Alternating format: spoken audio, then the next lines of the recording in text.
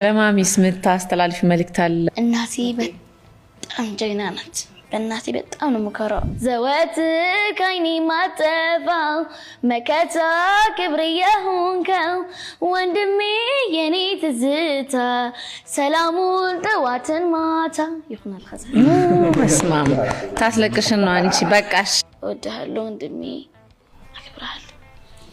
እሺ ምንድነሽ የኔ ፍቅር?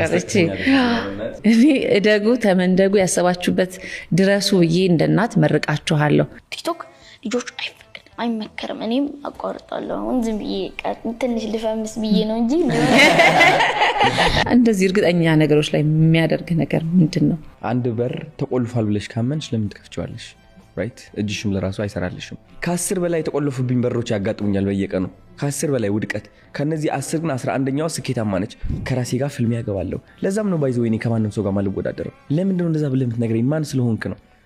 ጧት እየተነሳው አሰርት ማድረግ ጀመርኩኝ። የምትፈልጊው ዓለም፣ የምትፈልጊው ህይወት፣ የምትፈልጊው ስኬት የምትስቢው በልብሽ ነው በጭንቅላትሽ አይደለም። ሰዎችን አፕሊፍት ማድረግ ጀመርኩኝ። የሌላ ሰው ከፍታ የኔ ውድቀት እንዳልሆነ ተማርኩኝ። እሱን መረዳት ራሱ ትልቅ ነገር እኮ ነው። ወደ ወላይታ ሄጄ በፈረስ ነው የተቀበረኝ። ቪዲዮ ተለቋል። ማአት ፈረሶች ናቸው። ከዛ ህዝቡ እንዳለ ወጥቷል። በቃ ይጮሃል አዶናይ። እንዴት ነው ዝናን አንድ ሰው መሸከም ያለበት? ዝናን የምችለው በምስጋና ነው። አልበለዚያ በጣም መራራ ነው የምትሆነው። ስንት ቀን ነበር የታሰርከው? አይ ቲንክ 6 ቀን ነው። እንዴት ነበር? ውስጥ አሪፍ ነበር እውነት ለመናገር።